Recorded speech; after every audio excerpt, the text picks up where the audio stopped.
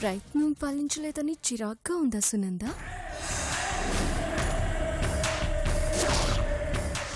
సీమంతం జరుగుతుంటే బావని ఇక్కడ లేకుండా చేయాలని చూసావా?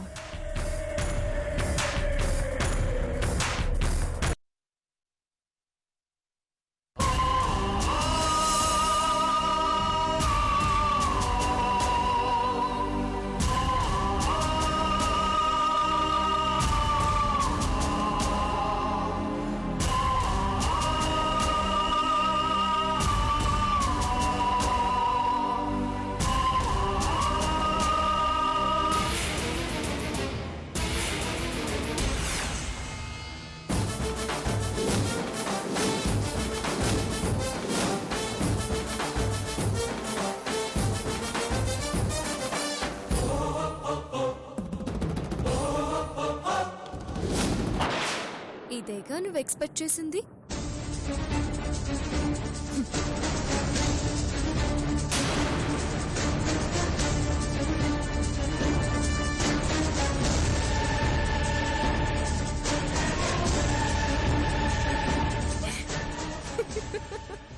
రే బాలు, విన్నావా? నేను చచ్చిపోతానంట్రా. పిచ్చి సునందా, పిచ్చి సునందా. ఇలాంటి చీప్ ట్రిక్స్ కి బలైపోవడానికి మేమిదివరకటి బాలు నీళ్ళం కాదు. అప్పుడంటే నువ్వు మంచిదనివని గుడ్డిగా నమ్మి నష్టపోయాం. కానీ నీ గురించి తెలిసాక కూడా మేం జాగ్రత్త పడమని నువ్వెలా అనుకున్నావు?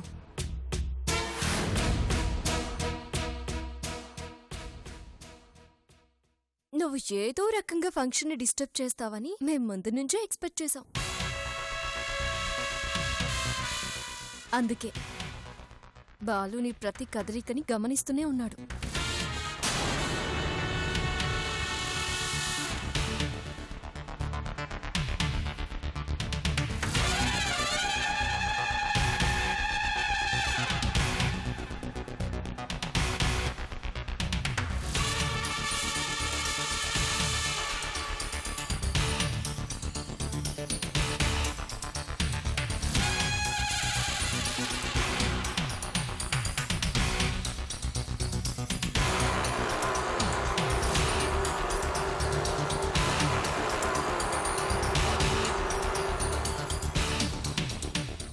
నువ్వు పాలలో విషం కలిపి వెళ్ళగానే బాలు వాటిని పారబోసి వేరే గ్లాస్ తీసుకొచ్చి పెట్టాడు.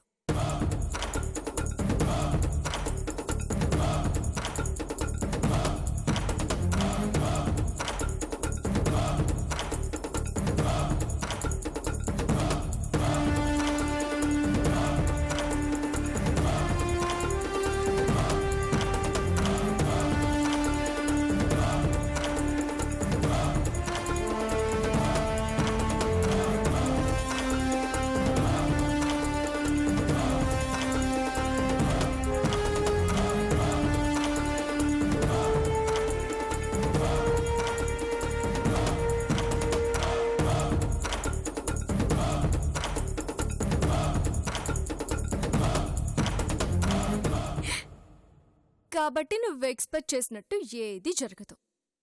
నేను నా కడుపులో ఉన్న బిడ్డ క్షేమంగా ఉంటాం.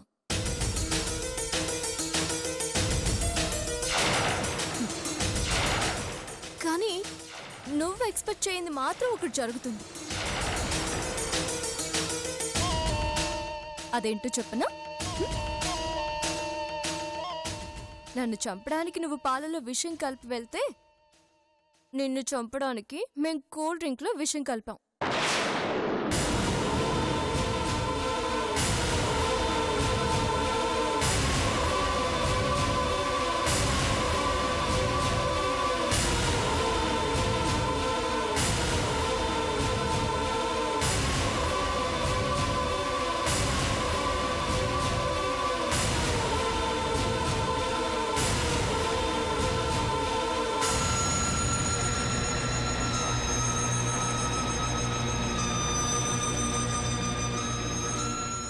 ఇందాక బాలు నీకు డ్రింక్ ఇవ్వకుండా వెళ్తుంటే స్టైల్గా అడిగి మరీ తీసుకున్నావు కదా, అది విషం కలిపిన గ్లాసే. కాబట్టి ఇంకాసేపట్లో ఈ ప్రపంచానికి దూరమయ్యేది హ్మ్, హ్మ్.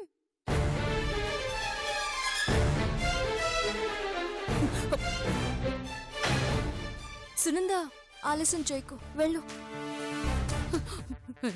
మిమ్మల్ని చాలింకా. ముందు నీ ప్రాణాన్ని కాపాడుకో. వెళ్ళు, వెళ్ళమ్మా. కానీ నేను ఇంత తేలిగ్గా చంపాల్సి వచ్చినందుకు చాలా బాధగా ఉంది సునంద. పాపం, నిన్ను కాపాడడానికి కూడా ఎవరూ లేరు. నీ సంగతి చూస్తా.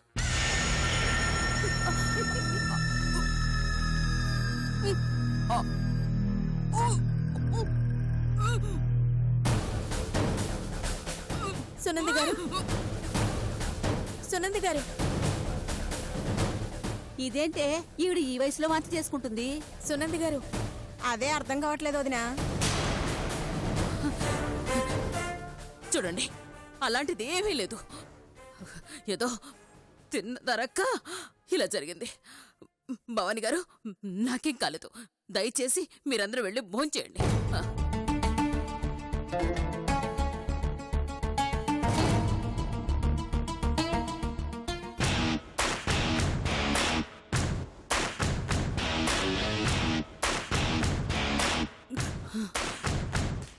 ఇప్పటికైనా అర్థమైందా ప్రాణం విలువేంటో? చిన్న అబద్ధం ఆడినందుకే ఇంత విలువిల్లాడిపోయావంటే నిజంగానే మేము నిన్ను చంపాలనుకుంటే నీ పరిస్థితి ఎంత దారుణంగా ఉండేదో ఊహించుకో. నీకు ప్రాణం తీయడం మాత్రమే తెలుసు, కానీ మాకు ప్రాణాలు ఎలా కాపాడుకోవాలో కూడా తెలుసు. చంపడం చాలా తేలిక సునందా. మేము నీలా ఆలోచించడం మొదలు పెడితే నీ అడ్డు తొలగించుకోవడానికి మాకెంతో సమయం పట్టదు. మా మంచితనాన్ని చేతగానితనం అనుకుంటే మాత్రం చాలా పొరపాటు. ఈసారికి నేను వదిలేస్తున్నావు, కానీ మళ్ళీ ఇలాంటి తప్పు చేయాలని మాత్రం చూస్తే ఇప్పుడు ఆడిన ఈ అబద్ధాన్ని నిజం చేయాల్సి వస్తుంది. భయపడకు, నీకిచ్చిందేమీ విషయం కాదులే, వాంతుల మంది పిచ్చా. బాలు, ఆ?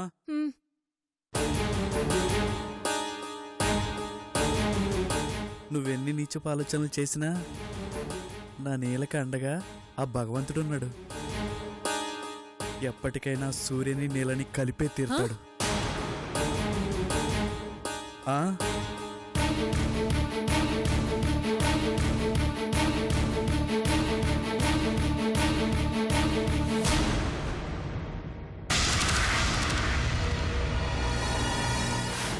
ఏంట్రా నువ్వు చెప్పేది?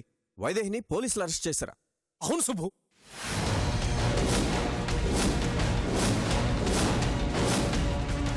నువ్వేదైతే భయపడ్డావో అదే జరిగింది సుబ్బు. ఆ సునంద ప్లాన్ ప్రకారమే వైదేహిని ఇరికించింది.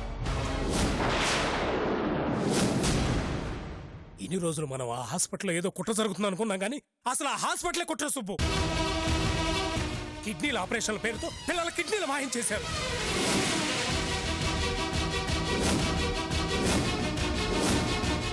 ఇప్పుడు అక్కడ హాస్పిటల్ లేదు, ప్రశ్నించడానికి ఎవడూ లేడు. గార్డియన్ సంతకం చేసినందుకు వైదేహిని అరెస్ట్ చేశారు సుబ్బు.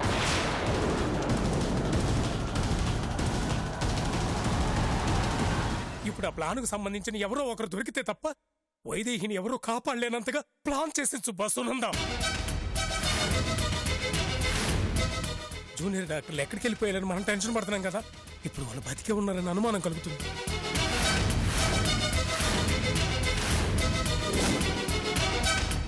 వాళ్ళు ఏదో క్లూ సంపాదించారు, అది మనకు చేరేలోపే ఏదో జరుగుంటుంది.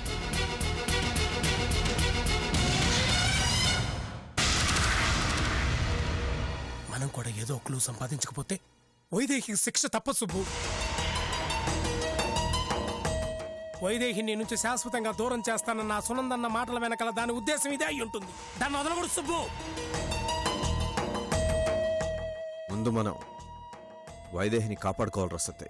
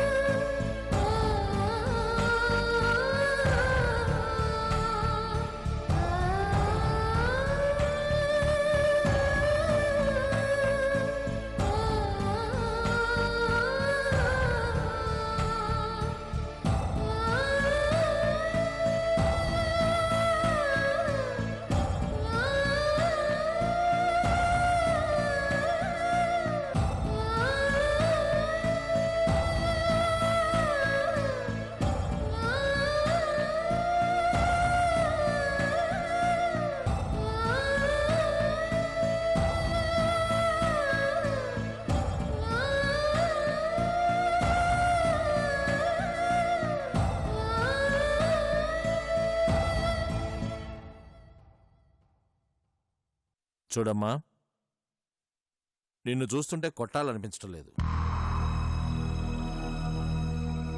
కానీ నువ్వు ఇలా ఏమీ తెలియని దానిలా మండికేస్తే మాకు వేరే దారి ఉండదు. ఎన్ని రకాలుగా చూసినా నీకు ఈ కేసుతో సంబంధం ఉందనే రుజువులున్నాయి. నువ్వు తప్పించుకోవటం కుదరదు. మర్యాదగా నిజం చెప్పు, కావాలంటే శిక్ష తగ్గే ఏర్పాటు చేస్తాను.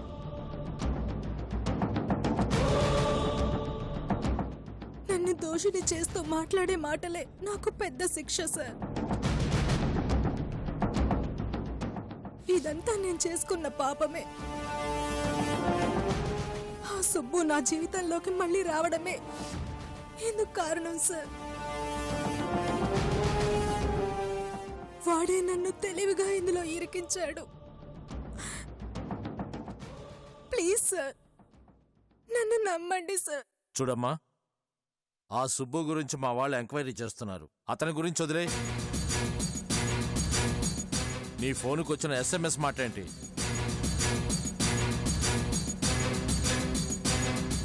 ఆ మహానంది ఎవరు? అతనికి నీకున్న డీల్ ఏంటి? అది చెప్పు ముందు.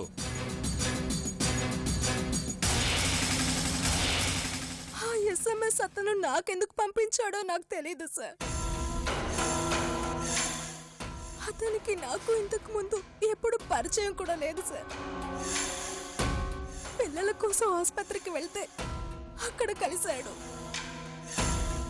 మంచివాడిలా నటించాడు, నన్ను నమ్మించాడు.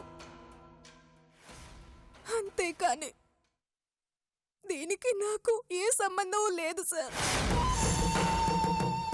ప్లీజ్ సార్, నేను పసిపిల్లల ప్రాణాలతో చెలగాటమాడేంత రాక్షసుని కాను సార్.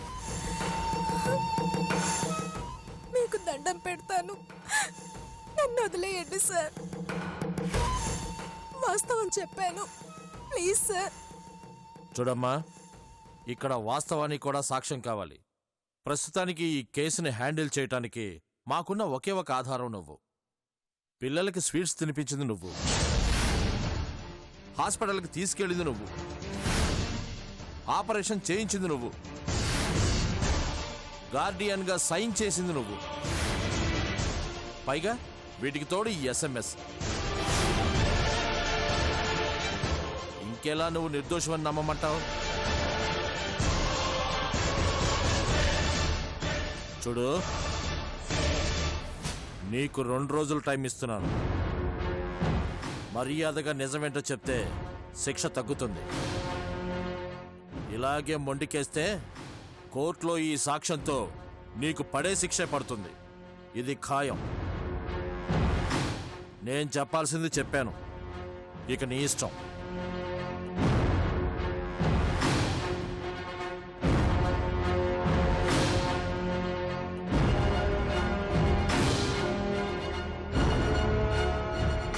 చూడు,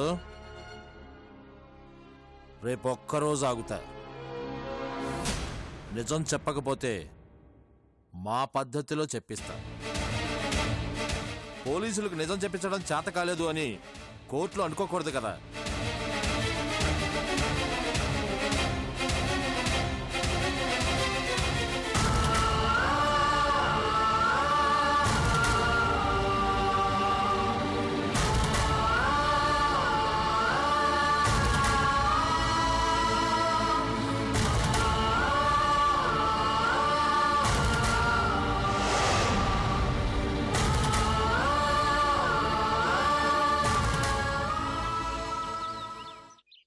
సార్ నమస్తే సార్. నమస్తే సార్. ఏ కానిస్టేబుల్, ఆ సుబ్బు ఎవరో కనుక్కోండాయా? ఆ మెడికల్ కాలేజీ వాళ్ళు జూనియర్ డాక్టర్లు ఏమయ్యారని ఒకటే గోల పెడుతున్నారు. సమస్య పెద్దదవ్వక ముందే తేల్చేయాలి. పైగా ఆ సుబ్బు అనేవాడు దీనంతటి కారణమని ఆ వైదేహి తెగేసి చెప్తుంది. అతన్ని పట్టుకుని సెల్లో వేస్తేనే నిజం బయటకు వచ్చేలా ఉంది. ఏంటయ్యా, మీకేం కావాలి?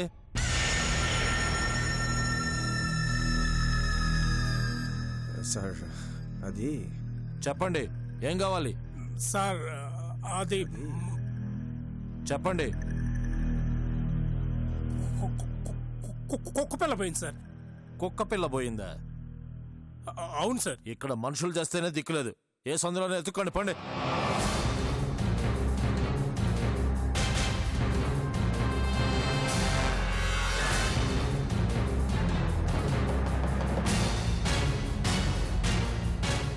ఇప్పుడు ఎలా సుబ్బు? నేరం నీ మీదకి వచ్చేలా ఉంది. ఆ సునంద ప్లేరా ఇదంతా. అది తెలివిగా నన్ను వైదేహిని ఇరికించాలనుకుంటుందిరా. ఇప్పుడు మనం పోలీసులకు కంటపడితే వైదేహిని బయటికి తీసుకురాలేము. నిజమే సుబ్బు. పద, ముందు మనం ఇక్కడి నుంచి వెళ్ళిపోదాం.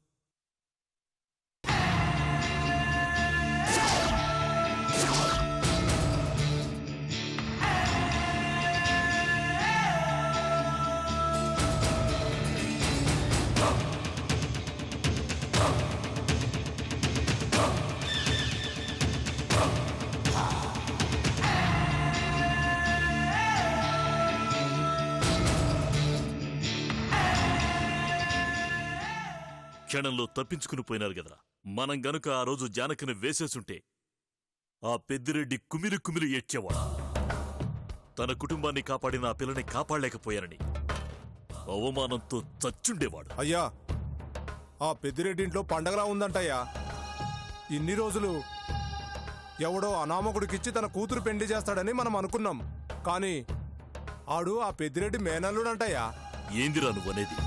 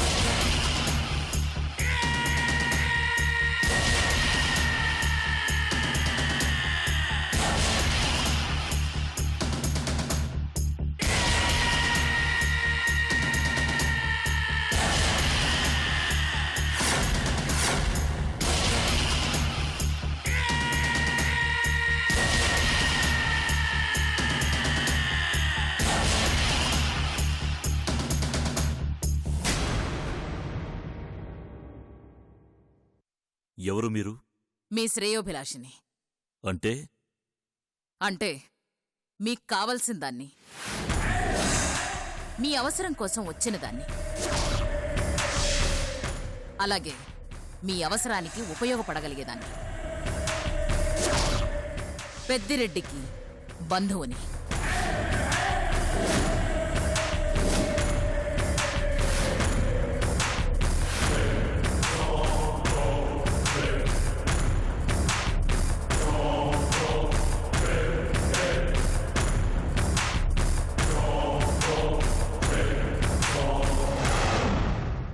నాగుపాము పుట్టలో చేయిబెట్టినావు, కాటేస్తుందని తెలియదా? పాములు మనుషుల్ని కాటేస్తాయి, కానీ ఒక పాము ఇంకొక పాముని కాటేయదు.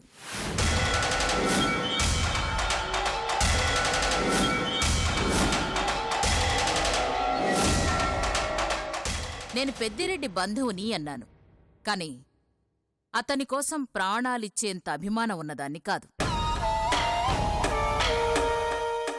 నాకు పెద్దిరెడ్డి మీద కోపమే. అందుకే మీ సాయం కోసం వచ్చాను. నా పేరు సునంద. సునంద అంటే ఆ రోజు మనుషులను పెట్టి హైదరాబాదులో నాటక వాడించిన వ్యక్తి నువ్వే కదూ? నేనే. నీకు పెద్దిరెడ్డికి ఏంటి పగ? పగ కాదు, కానీ అలాంటిదే. నాకు పెద్దిరెడ్డి కుటుంబం ఏమైపోయినా పర్వాలేదు, కానీ సూర్యని మాత్రం ఇక్కడి నుంచి తీసుకెళ్ళిపోవాలి. ఎందుకు?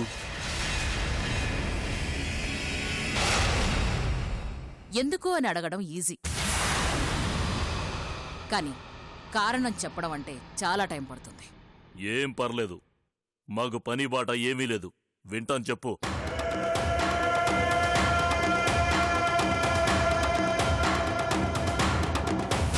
తన రక్తం పంచుకొని పుడుతున్న బిడ్డని తెలియకపోయినా వాడి స్పర్శ సూర్య మనసును పులకింపు చేసిందే.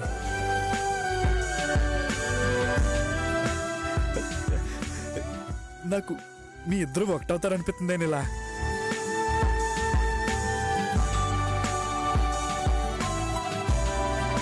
అవ్వనివ్వను.